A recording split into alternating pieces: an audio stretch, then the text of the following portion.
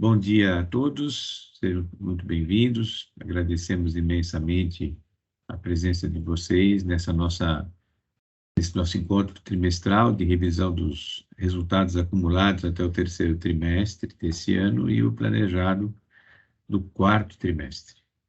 E para iniciar os trabalhos, eu gostaria de passar aqui a palavra para o professor Gustavo, que vai dar as boas-vindas dele e também fará uma apresentação. Obrigado, Francisco. Bom dia a todos. É um prazer estarmos juntos aqui novamente para o acompanhamento dos trabalhos e a revisão do que está planejado para esse último trimestre. Francisco me pediu que fizesse uma breve fala para que todos estejam na mesma página, inclusive pela presença de novos convidados, sobre o movimento e sobre o que ele representa. Então, os primeiros slides dizem respeito a isso, né? Então, de novo, Francisco, obrigado pela oportunidade. Bem, o movimento Brasil Digital para Todos, ele é um movimento que, centralmente, dentro do recorte das tecnologias habilitadoras e da transformação digital global, a busca do protagonismo brasileiro nesse contexto, coloca as pessoas ao centro, com suas famílias e toda uma preocupação no sentido das tecnologias proporcionarem o bem-estar de todos, juntamente ao progresso e o protagonismo do nosso país. Por isso, nós vamos ver essas imagens contemplando a diversidade, seja ela de origem, de raça, de sexo, de idade, entre outras, como, por exemplo, também as necessidades especiais, sem deixar absolutamente ninguém para trás. Então, nessa imagem, por exemplo, nós destacamos os exemplos, o Francisco bem pediu que estivessem presentes na imagem, uma menina cadeirante, um menino com deficiência visual, o avô autista e um pai com deficiência auditiva. Então, isso é muito importante, está sendo desenvolvido, né, de uma reunião que foi feita antes por esse grupo, acredito, um logo bem mais simples e objetivo para uso do movimento, mas para o nosso entendimento aqui e a clareza dessa preocupação de incluir a todos. Contribuindo com os trabalhos do movimento, nós temos diversas entidades, naturalmente, assim como pastas da nossa estrutura de Estado, né, e de governo. Então, o Ministério da Ciência, Tecnologia e Inovação, MCTI, por exemplo, colabora com o Movimento Brasil Digital para Todos, promovendo algumas atividades multissetoriais em câmaras temáticas. Aqui estão mencionadas as do agro, cidades, indústria, saúde, turismo, e para 2023 nós estamos propondo uma atenção muito grande à da educação. Inclusive temos recebido muito apoio, professor Neri, diversos outros colegas que têm puxado muito esse assunto da educação, que é estruturante para todos os demais. Só reforçando, o propósito do Movimento Brasil Digital para Todos, dentro desse lema que ele sempre traz de comunicar, colaborar para que possamos realizar, foi consolidado ao longo dos últimos 2 anos. E eu reforço aqui, é a busca do protagonismo global do Brasil em inovação e transformação digital, sempre tendo em conta, claro, o recorte das tecnologias habilitadoras, a transformação digital e o alinhamento a todos os aspectos do ESG para que seja algo sustentável e adequado à nossa nação e o nosso povo. Assim, em síntese, para ficar bem clara a compreensão, o Brasil Digital para Todos ele é um movimento perene, é um movimento de vanguarda, 6 anos aí de referência dentro das reflexões. Nós lembramos que ele é de interesse nacional, ele é suprapartidário e também ele é totalmente pro bono de todos aqueles que participam, não existem interesses comerciais, financeiros ou então partidários dentro do movimento. O lema já foi colocado de comunicar, colaborar para realizar o Brasil protagonista global em inovação e transformação digital, nessa perspectiva de 3 anos.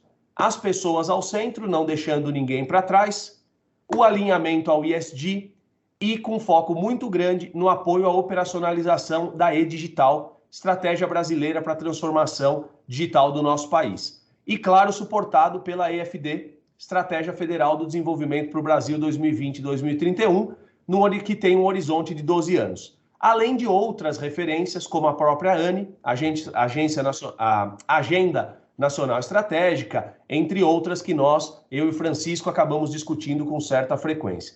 Bem, dentro desse recorte que foi colocado, naturalmente, o movimento contempla alguns dos objetivos fundamentais da nossa Constituição, sendo o artigo 3º essencial. Então, Constituição de sociedade livre, justa, solidária, a garantia do nosso desenvolvimento nacional, erradicação da pobreza e da marginalização, com redução das desigualdades sociais e regionais, e, claro, a promoção do bem de todos, sem preconceitos de qualquer natureza. Os apoios institucionais são os mais variados e o importante é que as colaborações têm se dado de agentes de todos os, digamos assim, representantes de todos os elementos da hélice tripla, quádrupla e até quíntupla, se nós pensarmos. Nós temos muitas entidades da sociedade civil, então a BDI, a ABS, entre outras, a BRH, várias universidades e representantes da academia e de ICTs, como aí mencionados, agentes econômicos privados são variados, aqui estão alguns exemplos, e também agentes econômicos públicos.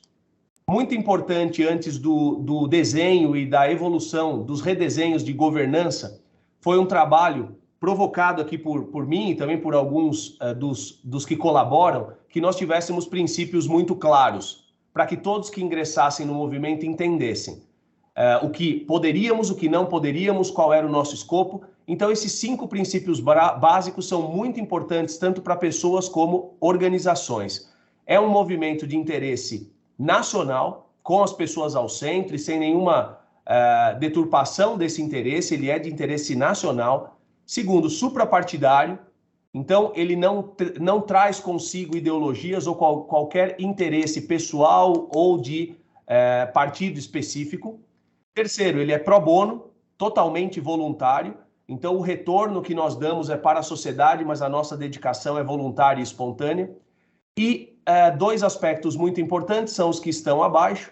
Para os agentes econômicos privados e sociais, nós não devemos misturar ações promocionais ou então interesses das nossas atividades dentro do ecossistema do movimento. É evidente que nós nos conhecemos, aumentamos nosso networking, e isso também favorece diversos outros trabalhos em rede. Mas dentro do escopo do Movimento Brasil Digital para Todos, nós não gostaríamos, não permitiremos que isso ocorra como uma mistura.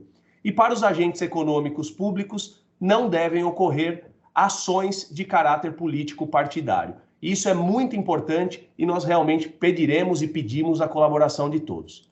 Bom, no contexto da governança, o movimento tem 2 conselhos, presididos aí pelo tenente brigadeiro Damasceno, que é o presidente do Conselho de Notáveis do Instituto Micropower, que é presidido pelo Francisco, né, e ele também faz a curadoria de todo o nosso movimento. Existe um conselho superior que avalia o planejamento e as realizações do sistema que conecta os ecossistemas Brasil Digital. Já nós vamos falar rapidamente disso para finalizar, e um conselho consultivo que faz o planejamento e garante a execução das ações de todos os grupos de trabalho que agora têm trabalhado em 11 frentes, que também vão ser rapidamente mencionadas, e presta contas para o Conselho Superior. Justamente o trabalho tem sido distribuído nesses 11 grupos, que são altamente qualificados. Os nomes em verde destacam os principais colaboradores e que são responsáveis pelo andamento dos trabalhos, mas existem outras pessoas que trabalham nos bastidores ou nas equipes. Então, o primeiro é o Sineco Brasil Digital. Segundo, o que trabalha a estratégia brasileira para a educação e capacitação digital. Eu mencionei com grande destaque, esse é muito importante para nós nesse momento de 2023. O 3, Academia Brasil Digital. 4, Governança e ESG. O 5º, Acreditação Institucional Independente. Por exemplo, eu, professor José Carlos, estamos mencionados, mas na realidade existem muitos outros reitores, representantes de instituições, o próprio Francisco participa, existem outros amigos colaborando de instituições como a Benji, Confeacrea, a própria CNI, então existem articulações nos mais variados fóruns. A 6, de Humanos e Robôs. 7, Experiências de Sucesso. 8, Jornada dos Negócios Digitais. 9, Metaverso. 10, Cidades Inteligentes. E 11, Comunicação. Então, esses GTs têm feito um trabalho bastante dedicado e depois alguma coisa será comentada também nesse sentido, creio que pelo Ari. Bem, para que nós possamos atender todo o propósito e o que se objetiva, existem 3 objetivos permanentes que o Francisco vai poder detalhar na sequência, sendo o primeiro a promoção da capacitação e do empoderamento das pessoas. Isso está na responsabilidade primária daquele GT 2 de educação, e ele é um objetivo permanente que nós consideramos estruturante, tanto para a produtividade como para a possibilidade de engajamento dessas pessoas nessa transformação digital e protagonismo brasileiro. Segundo, o estímulo às ações para o desenvolvimento da economia digital. Isso está na responsabilidade do GT1, que é do sistema dos ecossistemas Brasil Digital. E terceiro, apoiar e monitorar a operacionalização da E-Digital 2022-2026, que está na responsabilidade primária do GT11. Isso é muito importante e tem tido um efeito muito grande. Eu quero destacar aqui o trabalho do Francisco nessa orquestração, porque se não fossem as provocações do Movimento Brasil Digital para Todos e do próprio Francisco, exigindo a diligência das agendas, o agendamento das reuniões, as deliberações, decretos e tudo mais, nós não tínhamos tido várias etapas do processo que acabaram ocorrendo. Então esse é um dos exemplos da contribuição tão efetiva que o movimento e o próprio Francisco acabam dando. Obrigado, e eu passo a palavra a ele, nosso amigo Francisco, para que siga a apresentação e o desdobramento dos objetivos permanentes e complementares. Obrigado, Francisco. Obrigado, professor Gustavo. E vamos dar sequência aqui aos trabalhos agora, repassando esses objetivos permanentes. Eles têm ações prioritárias. O primeiro, que fala das pessoas, ele tem como ação prioritária a consolidação do escopo e aprovação, se possível, nos próximos 2 anos, dessa estratégia brasileira para educação e capacitação digital. Nós não temos essa estratégia no país hoje, temos estratégia para várias outras, transformação digital, inteligência artificial, Plano Nacional de IoT, né, LGPD, porém não temos uma estratégia voltada para pessoas. Tem também uma ação de consolidação das soluções ou opções, ofertas digitais, para atender as necessidades imediatas dos agentes econômicos, das instituições e da sociedade, e também ampliar a utilização da plataforma da Academia Brasil Digital, onde nós temos ali os fundamentos dos 5 pilares do Brasil Digital para Todos. Aqui vocês têm ideia de que nessa última atividade o GT3 tem uma contribuição. No caso da economia digital, buscando o desenvolvimento e a competitividade dessas condições, né, para que a economia de fato seja próspera, olhando o digital. Nós temos então o lançamento do Sistema Nacional como uma das ações prioritárias. Isso foi feito no dia 5 de abril, e agora estamos passando pela sua estruturação como o Brasil Digital para Todos. Temos também a revisão da governança dos grupos de trabalho e do plano de ação para a adesão de novos ecossistemas regionais ao Sistema Nacional. Isso está sob a incumbência do GT1, mas também temos aqui a necessidade de manter atualizadas as experiências de sucesso publicadas no manifesto, mostrando, portanto, que o que nós estamos fazendo tem aplicação prática, isso a cargo do GT7.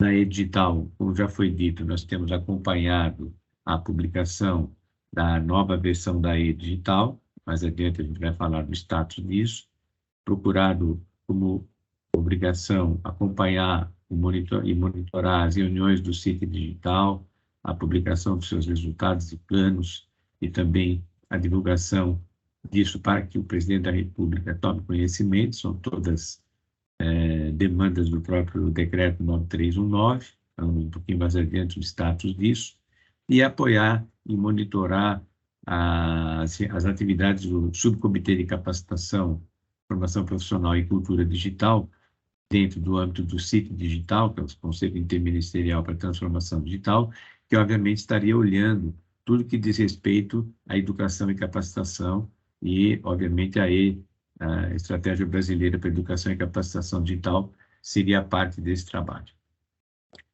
Nós estamos em pleno planejamento, desenvolvendo as atividades, as reuniões, os encontros de revisão. Terminamos agora, a semana que passou, a revisão de 5 capítulos do nosso manifesto. Nessa próxima semana teremos a revisão dos capítulos do PDI Experiências de Sucesso. Teremos um intervalo de 15 dias no início de novembro, para complemento desses trabalhos, caso necessário, e no mês de novembro a gente completa a revisão dos demais capítulos, e até 12 de dezembro queremos ter a versão final dos objetivos permanentes para o próximo ano, olhando primeiramente 2013. Obviamente, um horizonte de 6 anos, indo até 2028, passando assim o período em que os agentes governamentais são eleitos de seus mandatos. Nosso objetivo, portanto, agora, a próxima reunião nossa desse grupo será dia 16 de janeiro.